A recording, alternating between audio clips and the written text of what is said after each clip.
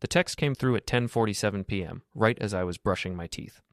My wife Val's phone lit up on the bathroom counter. She'd left it there while showering. I wouldn't normally look, but the preview made my hand freeze mid-brush. Before we dive deeper into this story, I have one small request. Please subscribe, drop a like, comment, and hit that hype button to boost this channel so more people can discover these incredible Reddit stories. Bradley, can't wait to see you tonight. Use the side door like last time. I stared at those words until they blurred. 7 years of marriage, and here I was, reading a message that confirmed what my gut had been screaming for months. The late nights at work events, the sudden interest in yoga weekends with Kara, the way she'd pull away when I reached for her in bed, claiming exhaustion. I heard the shower shut off. Carefully, I set her phone back exactly where it had been, screen side down. When Val emerged in her towel, I was calmly rinsing my toothbrush. "Hey," she said, her voice oddly bright. "So I've been thinking about something." "Yeah?" I kept my tone neutral. She sat on the edge of our bed, tucking her wet hair behind her ears. "I think we should open up our marriage. See other people. I'm just not ready for this level of commitment anymore, Eliot. We can stay together, but have the freedom to explore." I turned to face her, studying the woman I'd promised forever to. She looked hopeful, almost excited, like she was proposing a fun vacation instead of detonating our marriage. "Perfect idea," I said, forcing a smile. The relief on her face made my stomach turn. "Really? I thought you'd freak out." "Why would I? If you need options, babe, you should have them." I walked over and kissed her forehead. "Let's both download some dating apps tomorrow. See what happens." She actually giggled. "You're amazing. You know that?" I try," I said, and went to bed while she blow-dried her hair, probably texting Bradley about how easy I'd been to manipulate. I didn't sleep. Instead, I stared at the ceiling and planned. Chapter 1. The Investigation. By morning, I'd created a profile on 3 dating apps. Former creative director, now running my own struggling ad agency. I knew how to sell a product, and I was about to market the hell out of myself. The photos I chose were strategic. Me at my college buddy Tony's wedding, looking sharp in a tuxedo. Me rock climbing last summer, showing I was fit and adventurous.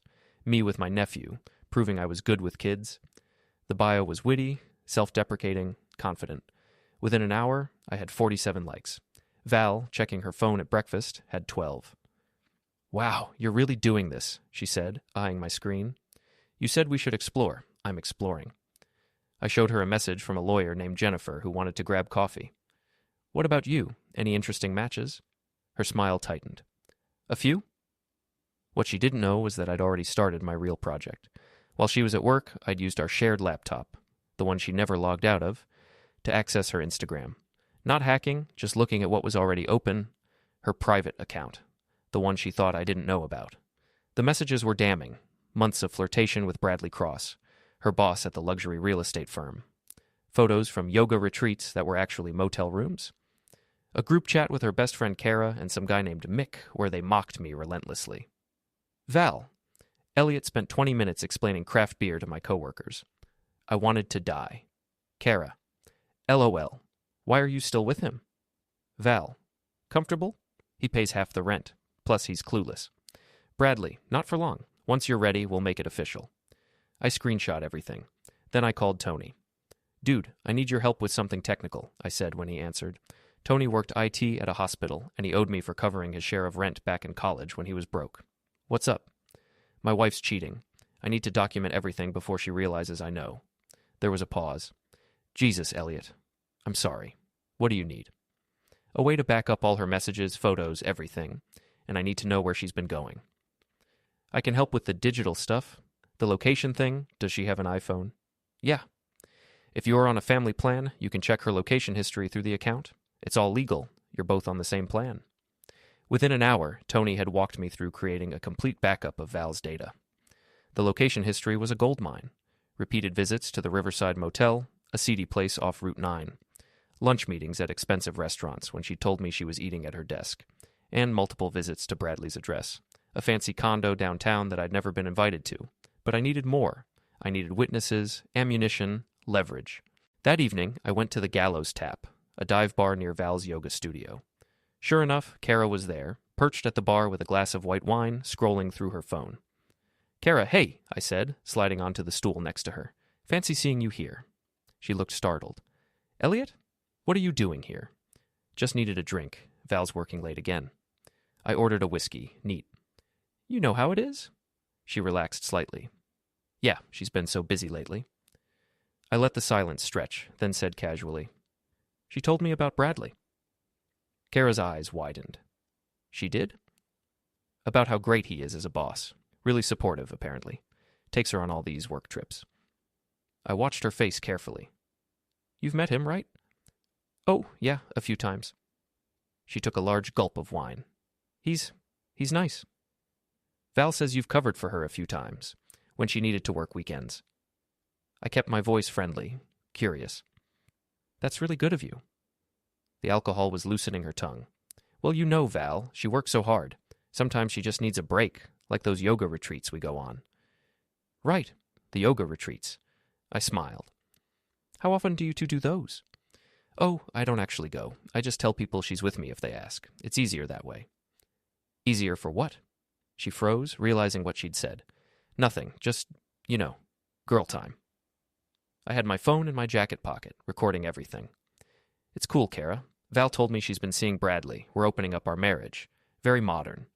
The relief on her face was palpable. Oh, thank God. I thought I just screwed everything up. Yeah, they've been together for like 6 months. I thought you were going to be devastated. Nah, I'm actually dating too now. It's all good. We chatted for another 20 minutes. She told me about the motel visits, how Mick from Bradley's office helped them coordinate schedules, how Val had been planning to ask for a divorce once Bradley left his wife. Then Val walked in. She saw me with Kara, and her face went white. What are you doing here? I raised my glass. Having a drink with your friend, talking about yoga retreats and new beginnings. I met her eyes. 2 options, right? The next morning, I tracked Bradley's Porsche to his office parking garage. I'd seen it before, a classic 911, silver, his pride and joy. He'd posted about it constantly on LinkedIn. I waited until the garage was empty, then approached with my bag of supplies. Sugar in the gas tank was a myth, but loosening his valve stems wasn't.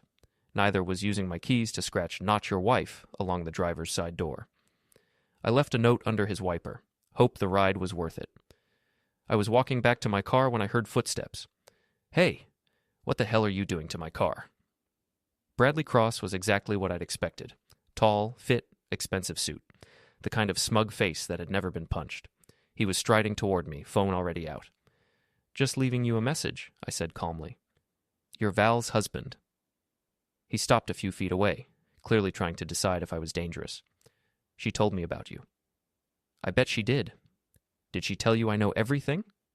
His expression flickered. I don't know what you think you know. 6 months, the Riverside Motel, your condo, those work trips to Boston that were actually weekends in bed. I stepped closer. I know about your wife, too. Does she know about Val? You need to leave, now. But his voice shook. Or what? You'll call security? Go ahead. I'd love to explain to your boss why I'm here. I pulled out my phone, showing him a screenshot of his text to Val. I've got months of evidence. Messages, photos. Hotel receipts I pulled from our joint credit card. Want me to send it all to your wife? To HR?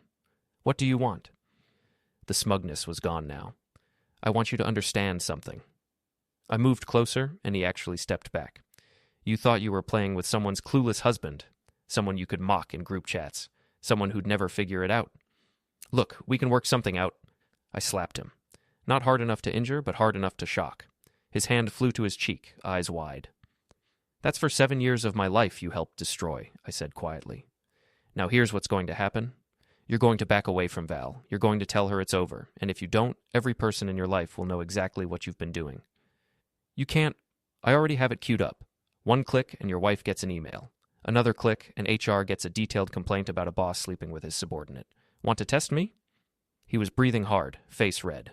You're insane. No, I'm done being the nice guy. I walked past him toward my car. Oh, and you might want to call a tow truck. Your car's not going anywhere. That afternoon, I executed Phase 2. Using a burner account, I sent anonymous messages to Val's entire social circle. Not accusations, just questions. Saw Val with her boss at the Riverside Motel. Is she okay? Should someone check on her marriage? The gossip spread like wildfire. By evening, Val's phone was exploding with concerned messages from friends, colleagues, distant relatives. Her carefully constructed image was cracking. She came home in tears. Someone's spreading rumors about me, saying I'm having an affair. That's terrible, I said, not looking up from my laptop. Are you? What? No. How can you even ask that? I finally met her eyes. I don't know, Val. How can you ask me to open our marriage while you've been sleeping with your boss for 6 months? The color drained from her face. I don't... Bradley Cross, Riverside Motel, room 214, the condo at 47 Riverside Drive. Should I keep going? She collapsed onto the couch. How long have you known? Long enough, and now everyone else is starting to figure it out too. I showed her my dating profile, which had over 200 matches now. You wanted options. I'm swimming in them. How about you? This isn't fair. Fair? You've been lying to me for half a year. You made me look like an idiot to your friends. You planned to divorce me once Bradley left his wife. I leaned forward. Did you really think I'd never find out? I was going to tell you. You told me you wanted an open marriage. That's not honesty, Val. That's asking permission after the fact. She was crying now, mascara running. What are you going to do? What do you think? I stood up. I'm going to make sure everyone knows exactly who you are. The following week, Val's company held their annual gala, a big networking event for real estate agents, brokers, and investors. Val had been planning her outfit for months. She'd wanted to impress Bradley, I realize now. I wasn't invited, but that didn't stop me. I showed up in my best suit, walked right past the registration desk with a confident smile and a fake name tag I'd printed at home. The venue was a renovated warehouse with exposed brick and modern lighting. Val was near the bar, laughing with colleagues, Bradley at her side. They were being careful not to touch, but the body language was obvious. I waited until they slipped away toward the rooftop parking area, probably for a private moment, then followed with my phone out, live streaming to a private Instagram account I'd created specifically for this purpose. An account I'd sent the link to everyone in Val's contact list an hour earlier. They were kissing against Bradley's rental car when I cleared my throat. Don't stop on my account, I said cheerfully. The audience is loving it. Val spun around, saw my phone, and went pale. Are you streaming this? To about 300 people, yeah, including your mom. Hi, Mrs. Patterson. I waved at the camera. Bradley lunged for my phone, but I stepped back. Assault on camera? Really? Your lawyer's going to love that. Turn it off, Val was screaming now, which only made it better. People were starting to emerge from the stairwell, drawn by the commotion. Among them was a woman I recognized from Bradley's Facebook. His wife, Claire. She'd been invited to the gala as a potential client. Bradley, she said, staring at him and Val, what's going on? I helpfully turned my phone toward her. Your husband's been sleeping with his employee for 6 months. I've got proof if you need it. The next few minutes were chaos, Claire screaming at Bradley, Val trying to explain, a crowd gathering, someone from HR pushing through, demanding to know what was happening. I slipped away in the confusion, ending the live stream only after I'd captured Val's face as she realized her career was over. The next morning, Val was fired. Bradley was placed on administrative leave pending an investigation, and I filed for divorce, citing adultery, with a folder of evidence that made my lawyer whistle. This is airtight, she said. She's not getting anything. But Val wasn't done. 2 days later, she filed a restraining order against me, claiming I'd been stalking and threatening her. She told police I was dangerous, unstable, that she feared for her safety. The hearing was scheduled for the following week. I wasn't worried. Tony had helped me compile everything. The recording of Kara admitting Val had been cheating, the screenshots of Val's messages mocking me, the location data showing she'd been lying about her whereabouts for months, the credit card receipts for motel rooms. Most importantly, I had security footage from the gallows tap showing my conversation with Kara, proving I hadn't threatened anyone, just had a conversation. And I had footage from the parking garage showing Bradley trying to grab my phone, not the other way around. But Val had one more play. She convinced Bradley and Kara to back her story, claiming I'd threatened all of them. They were going to testify that I'd been stalking Val, that I'd sabotaged Bradley's car, that I was obsessed and dangerous. They wanted to destroy me before I could destroy them. The night before the hearing, I got a text from an unknown number. Railway yard, midnight. Come alone or we go to the police with evidence you've been threatening us. It was obviously a setup. But I had a setup of my own. I called Tony and Ricky, the bartender from the gallows tap who'd become an unexpected ally. I need backup, I said, and cameras. Say no more, Tony replied. At 11:45 p.m., I arrived at the abandoned railway yard on the edge of town. It was exactly the kind of place where bad things happened in movies. Rusted tracks, graffitied buildings, shadows everywhere. Val, Bradley, and Kara were waiting near an old freight car. Bradley had a baseball bat. Really, I called out. A bat? What's the plan here? The plan is you drop this whole thing, Bradley said. The divorce, the evidence, everything, or things get ugly. They're already ugly. I held up my phone. And we're live again. Say hi to the internet. Val's face twisted. You're bluffing. Am I? I turned the phone so they could see the view count climbing. Try me. That's when Tony and Ricky stepped out from behind a nearby building, their own phones out. Multiple angles, Tony said cheerfully. This is going to get so many views. Bradley's grip on the bat tightened. You think you're smart. I think I'm done being the victim, I interrupted. You three tried to ruin my life. You lied, cheated, mocked me, and then tried to frame me as some kind of stalker. But here's the thing. I documented everything. Every lie, every threat, every attempt to manipulate the situation.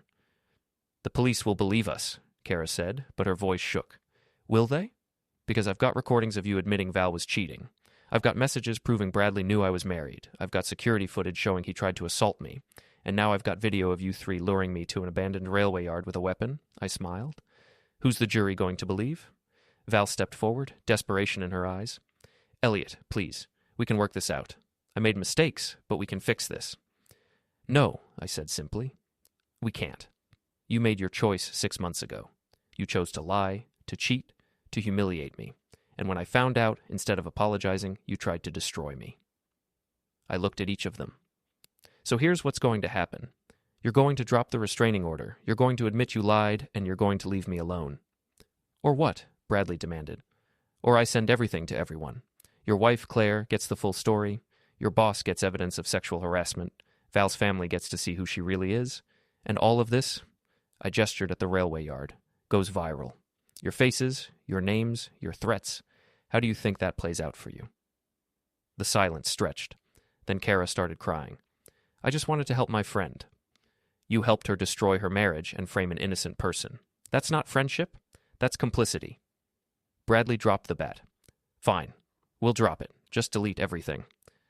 I'll delete the live stream, I said. But I'm keeping the evidence. Insurance policy. If any of you come after me again, it all goes public. Understand? They nodded, defeated. I turned and walked away, Tony and Ricky flanking me. Behind us, I heard Val sobbing, Bradley cursing, Kara trying to comfort them both. The restraining order was dropped the next day. The divorce proceeded without contest. Val moved out of our townhouse, back to her parents' place. Bradley's wife filed for divorce, and he was quietly let go from his job. Kara's yoga studio lost half its clients when word spread about her role in the affair. As for me, I rebuilt. My dating profile led to actual dates, actual connections. My ad agency got a new client after someone saw my story online and admired how I'd handled it. I moved to a new apartment, made new friends, started fresh. 6 months later, I ran into Val at a coffee shop.